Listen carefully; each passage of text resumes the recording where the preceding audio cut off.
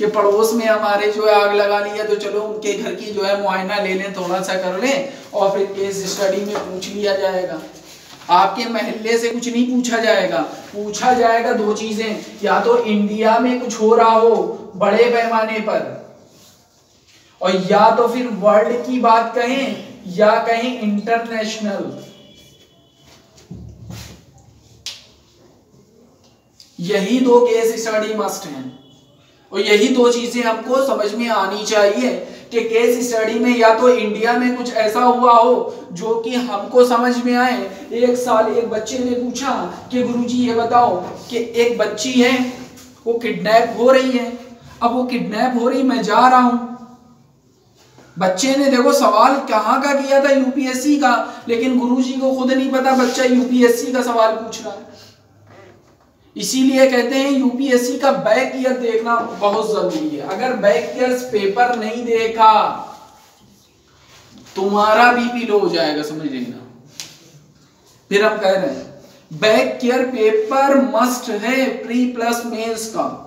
नहीं देखा back year तो तुम्हारा बीपी लो होना है, क्योंकि 90% क्वेश्चन जो हैं आपके बैक ईयर से जो सॉल्यूशन दिया होता है उससे आते हैं।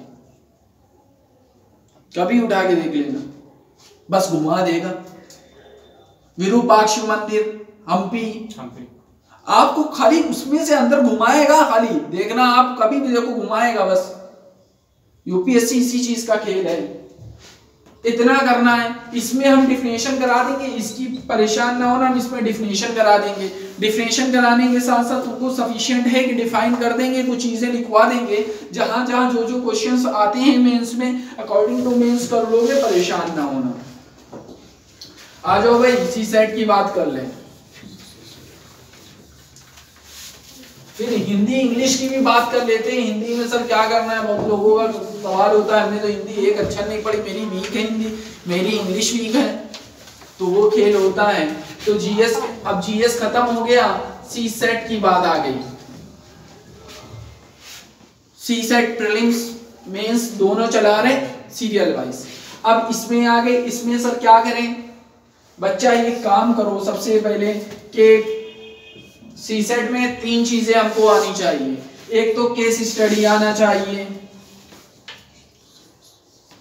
दूसरी फिर हमको रीजनिंग आना चाहिए, फिर हमको मैथ्स आना चाहिए। समझ रहे हो बाबू? जब ये चीजें हमको आएंगी तो हम सी सेट निकाल लेंगे। लेकिन याद रखना, शुरू में केस स्टडी से ही रिलेटेड एक चीज कॉम्प्रिहेंशन पूछता है, कॉम्प्रिहेंशन ही निकाल लेना है केवल। अनसीन पैसेज के रूप में पूछेगा, बस उस पे कमांड हम करा देंगे। वो कम से कम नहीं तो 12 से 14 क्वेश्चन उसी के होते हैं, और जैसे ही वो करके आओगे ये क्वालिफाई हो जाना है। हमें ना इसको पकड़ना है और ना इसको पकड़ना है, लेकिन थोड़ा थोड़ा इसको लेकर चलना है हरिओम सर के साथ जैसे वो चल रहे हैं। लेकिन मेन पोर्शन हमारा ये है, खेल इसी का है, खेल इसी का है। दिमाग खोल देंगे तुम्हारा, यूपीएससी खुल जाएगी। यानी इसमें जैसे एक लॉन्ग चैप्टर दे देते हैं ना, हाँ, अनसीन पैसेज का। अब आ जाओ भाई, निबंध की बात कर ले, फिर ऑप्शनल की भी बात करना है। निबंध और हिंदी इंग्लिश ऑप्शनल, बहुत कुछ बचा है। अब जैसे निबंध की बात कर ले, पहले तो निबंध ऐसे की बात कर ले। ऐसे में एक चीज समझना कि जो टॉपिक होंगे वो ज्यादा नहीं देंगे। वो कहेंगे पहले तो विज्ञान से कुछ चैप्टर दे देते हैं, 1-2 टॉपिक टेक के दे देंगे, साइंस एंड टेक के। दूसरा दे देंगे गरीबी पर, शिक्षा पर, महिलाओं पर, या राष्ट्रीय अंतरराष्ट्रीय संबंधों पर, IR पर। समझ में आया? और तीसरा टॉपिक दे देंगे करंट का, कोई भी टॉपिक। अब आपको करना क्या है वो हम तैयार करा देंगे, बहुत आसानी से तैयार होगा, चुटकी बजा के। खेल ये होगा कि जब विज्ञान की बात आएगी, विज्ञान से रिलेटेड कोई भी क्वेश्चन होगा, हम 2, 4, 10 कोटेशन लिखवा देंगे। उन कोटेशन से शुरू करना, ऐसा कोटेशन जो किसी में भी आप लगा दो, ऐड कर दो, वो जरूर आपका वहां काम करेगा। आपको वो जो है काट नहीं सकते। फिर उसके बाद गरीबी, शिक्षा, महिलाओं, IR की बात होगी तो इन पे भी हम लिखवा देंगे कुछ कोटेशंस वगैरह, कुछ श्लोक्स लिखवा देंगे। और आपको बनाना पैराग्राफ कैसे बनाया जाता है, पॉइंट वाइज कैसे लिखा जाता है, ओपिनियन कैसे दिया जाएगा, तर्क कैसे दिया जाएगा, वितर्क कैसे दिया जाएगा। मेन ये नहीं होता, मेन होता है 1500 वर्ड्स कैसे पूरे होंगे सर। बच्चों का सवाल रहता है सर 1500 वर्ड्स कैसे पूरे होंगे। अभी तो हमें 3000 वर्ड्स लिखना है, वो भी 3 घंटे में। 3 घंटे में 3000 वर्ड्स कैसे लिख लेंगे, अनपॉसिबल। तो हमको वही 3000 वर्ड देने हैं, और 3000 वर्ड देने के लिए हमें आपको कोटेशन वगैरह लिखवा देना है, कहाँ कहाँ कौन से कोटेशन यूज होंगे वो समझा देना है, और करंट के कुछ मुद्दे हम करा रहे हैं और मैगजीन में भी उसमें मेंशन कर देंगे, वो करना है केवल, बस उसके अलावा कुछ नहीं करना है। अब आ जाओ भाई उसके लिए हिंदी और इंग्लिश के लिए।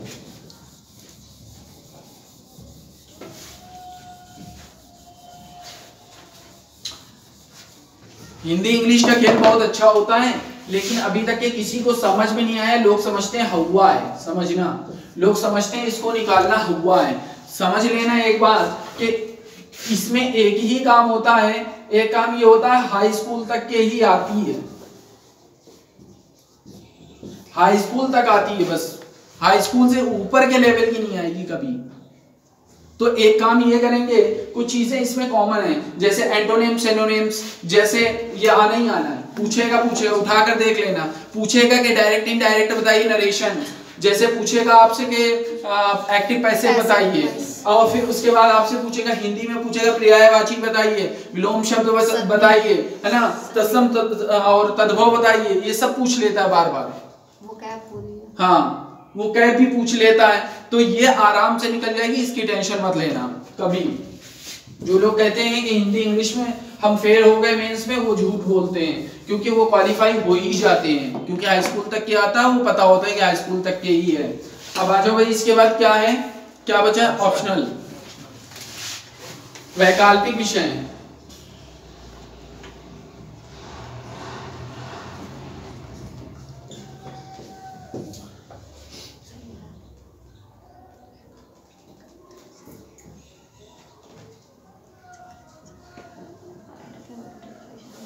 जरा एक काम ये करना, वैकल्पिक विषय में ऑप्शनल में एक काम ये करना कि किसका किसका ऑप्शनल क्या है, पहले ये बताऊं, सब लोग बताओ। और हिंदी साहित्य, और बताओ, हिस्ट्री, और बताओ, उर्दू, और बताओ, ज्योग्राफी, और बताओ, पॉलिटी कौन लिया था। इसके अलावा किसी का कोई अन्य ऑप्शनल है? उर्दू भी तो है। हाँ, और किसी का है? देखो हमारे पास जो अभी टीचर हैं वो सब आगे लेंगे आपके ऑप्शनल, कुछ दिनों बाद शुरू हो जाएगा, 2-4-10 दिन बाद, अभी 10-15 दिन तो हुए हैं क्लास शुरू हुए, तो अभी कुछ दिनों के बाद आपके ये शुरू हो जाएगा ऑप्शनल। ऑप्शनल में करना क्या, पॉलिटिकल साइंस को जीएस सेकंड में पॉलिटी बहुत अच्छे से रखना है, और गवर्नेंस, अगर गवर्नेंस रट सकते हो तो ही पॉलिटी ले लेना, खेल यही होगा इसका। हिंदी वालों के लिए अगर कबीर और सूर से बहुत मोहब्बत है तो ही लेना हिंदी। हिंदी में एक चीज क्लियर कर दे, संस्कृत नहीं ऐड है, संस्कृत अलग है। यूपीएससी का खेल यही है, क्योंकि इन सब को उसने कहा लैंग्वेज को साहित्य, उसने बोला ना साहित्य, नहीं हिंदी साहित्य में जो होते हैं, हिंदी साहित्य में क्या होता है वो भी हम बता देंगे कि करना क्या है क्या नहीं करना है हिंदी साहित्य में। बाकी जो सर यहाँ पे आएंगे वो आपको हिंदी साहित्य खुद समझा देंगे, और हमारा ख्याल है कि जहां तक हो सकता है कोई अच्छा फेमस टीचर ही हिंदी साहित्य देगा। हाँ, उसके बाद हिस्ट्री की बात आई। हिस्ट्री के लिए भाई जीएस फर्स्ट बहुत अच्छे से पढ़ लो, जीएस फर्स्ट में हिस्ट्री के जो पार्ट्स हैं बहुत अच्छे डीप जाकर पढ़ लो, और जो स्टैंडर्ड बुक्स हैं वो सफिशिएंट नहीं होगी, और भी मटेरियल पढ़ना पड़ेगा हिस्ट्री के लिए। हिस्ट्री के लिए हमारे पास आभा शुक्ला जी हैं, वो आएंगी तो करा देंगे। वो देखो भाई, 2 तरह की रीडिंग है। सुन लो थोड़ा सा, वो भी बिजी रहती हैं। और दूसरी बात क्या है, उर्दू की बात रही, उर्दू हम कराएंगे। हमारे 60 पेज के नोट्स सामाजिक हैं, हमारे 60 पेज के नोट्स और उसके साथ प्लस क्वेश्चंस, जैसे मैं करा रहा हूं इस वक्त के क्वेश्चन के साथ। और लिखित ले लेना कि उर्दू के 60 पेज के नोट्स आपके लिए रामबाण होंगे, कि वो लिखना पड़ेगा। सबने देखे हैं, वो रामबाण है यूपीएससी का। ये उर्दू के ऑप्शनल मेरे ख्याल से हिंदुस्तान में अभी तक उर्दू का कोई टीचर नहीं बना है कि इतनी अच्छी कि मेरे ख्याल से जब बुक ये तैयार होगी। ये मेरे नोट्स की बुक तैयार हो रही, नूह सिद्दीकी ने बुक लिखा है उर्दू में। केवल एक बंदा जो है, जो IRS हुआ है 2017-18 में, उसकी रैंकिंग आई, उसको मैंने देखा, उर्दू उसने लिया था। और उर्दू हम देख रहे हैं कि उर्दू पर किसी ने भी काम नहीं किया, हमने उसी उर्दू को अपना टारगेट बना के काम किया है। लेकिन हमने पवेट पे भी काम करने की सोची है, उसके बाद हिंदी साहित्य की दुनिया में भी काम करेंगे, क्योंकि कर रहे हैं लगातार। हम 7 बुक लिख चुके हैं हिंदी में, एक इंग्लिश में लिखा है द टाइगर ऑफ इंडिया। उसके बाद ज्योग्राफी की बात आई, ज्योग्राफी वालों GS फर्स्ट बहुत अच्छे से पढ़ लियो। GS फर्स्ट में जितना भी इंडियन ज्योग्राफी, वर्ल्ड ज्योग्राफी, जितना डीप जाकर पढ़ सकती हो पढ़ लो, क्योंकि सब कुछ इस पर है, एटलस पे, एटलस बेस्ड है सब। करंट भी आएगा। लेकिन याद रखना, हमारा सजेशन है, बच्चा जितना साहित्य से जुड़ सकते हो जुड़ जाओ। साहित्य जो है बहुत अच्छी तरीके से आपको जो है मार्क्स दिलाएगी। और खेल ऑप्शनल का होता है, वैकल्पिक विषय का, क्योंकि वो देखते हैं, एक चीज ये समझ लो कि वो देखते हैं कि आपको कम और सफिशिएंट पढ़ना है। 2 पार्ट्स होते हैं, एक स्टैटिक्स होता है और एक डायनेमिक्स होता है। स्टैटिक्स पार्ट्स पढ़कर निकाल लोगे तो सफिशिएंट है, वरना डायनेमिक्स में आप इधर उधर बंगला जाओगे और कभी भी IAS होना नहीं है। क्योंकि हमारा जब देखो पॉलिटिकल साइंस लेते हैं, हम बुरा नहीं कह रहे हैं किसी को, इफ यू डोंट माइंड, कि इसमें जो है कि पॉलिटिकल साइंस में ये होता है कि हमसे काबिल लोग बैठे हुए हैं, हमसे अच्छे लोग बैठे हैं, जिनको पूरी 10-10 साल से तैयारी कर रहे हैं और रटे बैठे हैं। नहीं निकाल सकता बंदा, क्योंकि नया बंदा हमेशा मात खा जाता है, कुछ ना कुछ भूल जाता है, भूल चूक हो जाती है। फिर आ जाओ भाई हिंदी सफिशिएंट है। हमने बच्चों को कहा भी था, खुद पर्सनल एडवाइस दिया था कि हिंदी ले लो, हिंदी तुम्हारे लिए सफिशिएंट है, हिंदी ही बेस्ट है। फिर समझ लो, जिनका मन हो हिंदी ले लो या उर्दू ले लो, क्योंकि ये जो है, या तो पंजाबी आती हो पंजाबी ले लो, तेलुगु आती हो तेलुगु ले लो, तमिल, इस सब संस्कृत आती हो संस्कृत ले लो। लैंग्वेज में बहुत बड़ा एक आपको योगदान मिलेगा कि हमें करंट ज्यादा नहीं पढ़ना पड़ेगा, स्टैटिक्स पार्ट से ही निपट जाना है, IAS हो जाना है। वरना डायनेमिक्स लेकर एक न्यूज पर आपको फिर ध्यान देना पड़ेगा। और जो हम यहाँ कराएंगे वो केवल 2 बेस पे कराएंगे, एक प्रीलिम्स प्लस मेंस के बेस से हम न्यूज देंगे। हम आपको जो मैगजीन मिलती है, आप सोचते हो मैगजीन से कवर हो जाएगी, चाहे जितनी बड़े इंस्टीट्यूट की मैगजीन हो, बच्चा कभी भी मेंस का ऑप्शनल जो होता है, ऑप्शनल सब्जेक्ट का करंट नहीं देते, वरना आप कभी कवर कर पाओगे। फिर आपसे कहेंगे हजारों जगह की ST लगा डालो, अरे केवल ऑप्शनल की ST लगाने बैठोगे तो फिर मर जाओगे। खाली ऑप्शनल की ST ही 72 से 76 होंगी, खाली ऑप्शनल की। फिर GS को कब टाइम दोगे, क्योंकि एक करंट आपको क्लियर करना पड़ेगा। तो याद रखना कि तुमको ज्यादा ना पढ़ना पड़े, इसलिए लैंग्वेज ले लो। ये मेरी अपनी पर्सनल एडवाइस है। फिर उसके बाद हमने कहा कि उर्दू वाले 60 पेज का हम नोट्स देंगे और वही सफिशिएंट है, उससे एक इधर ना उधर। और फिर ज्योग्राफी में GS फर्स्ट की बात करें तो GS फर्स्ट पढ़ना पड़ेगा, केवल GS फर्स्ट से ही काम नहीं होगा, इंडियन और वर्ल्ड की ज्योग्राफी से काम नहीं होगा। आपको एटलस पे नजर रखनी पड़ेगी, आपको बहुत कुछ देखना पड़ेगा। क्लियर हो गई बात। इसके बाद हम एक चीज और बता देते हैं जो आप लोग भूल रहे हो। बाबू इंटरव्यू में भी जाना है ना, इंटरव्यू जाना है तो इंटरव्यू के लिए हमें पर्सनालिटी डेवलपमेंट के एक कोर्स कराना पड़ेगा। आपकी इतनी अच्छी पर्सनालिटीज हो कि वहां देख कर तुरंत ले लें। आपको क्वेश्चन नहीं आते, सॉरी सर कह के चले आइए। समझ लीजिए इस बात को, आपको क्वेश्चन नहीं आते, आप इतने ज्ञानी नहीं है, उनको भी पता है क्योंकि अभी आप स्टूडेंट हो। समझ लीजिए, जो बच्चे ये कहते हैं हमें इंटरव्यू में क्वेश्चन के आंसर नहीं दिए और मेरा नहीं हुआ, वो बच्चे ये कहते हैं, क्यों नहीं कहते कि ऐसा है कि हमारा इस बिहाफ पे नहीं हुआ कि हमारे अंदर इतनी अच्छी क्षमता नहीं थी क्रैक करने की। हमारे आंसर पे डिपेंड नहीं करता इंटरव्यू, हमारी पर्सनालिटी पर इंटरव्यू डिपेंड करता है।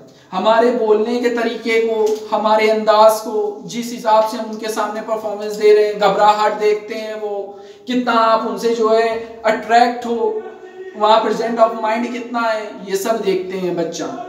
वहाँ कुछ और नहीं देखते हैं। वहाँ अगर आपके साथ उनको कुछ देखना होता या सोचते हो कि ऐसा है कि हमें ये चीज़ें देखनी है कि क्वेश्चन का आंसर नहीं दिया, बच्चे को निकाल देंगे एक क्वेश्चन का आंसर।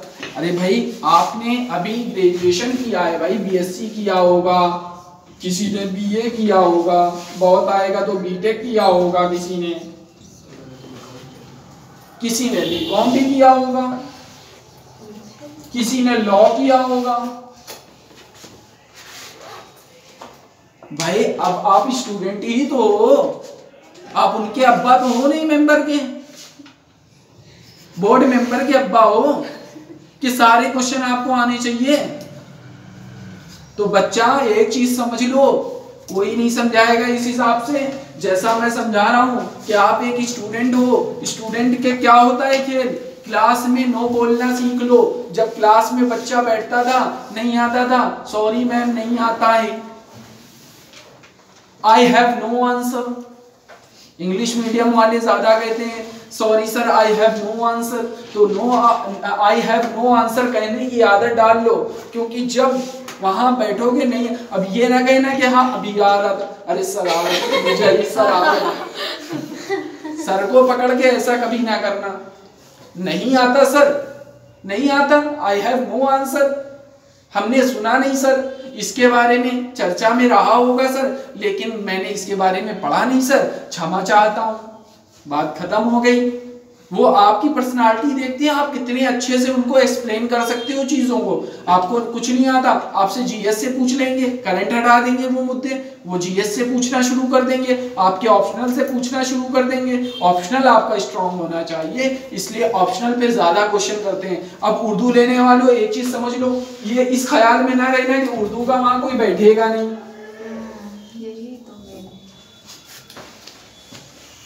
वहां एक बंदा तो उर्दू का होगा जिसको उर्दू आती होगी, एक बंदा। यदि हमारी किस्मत अच्छी हुई वो भी नहीं हुआ। कभी होता अगर हाँ कभी कभी होता है, लेकिन उनको भी पता है कि मिर्जा गालिब वगैरह के बारे में बहुत अच्छे कहेंगे, बताइए साहब मिर्जा गालिब कौन थे। अब हम सोच रहे हैं मिर्जा गालिब है कौन, अरे मिर्जा का एक शेर ही सुना दीजिए कहेंगे।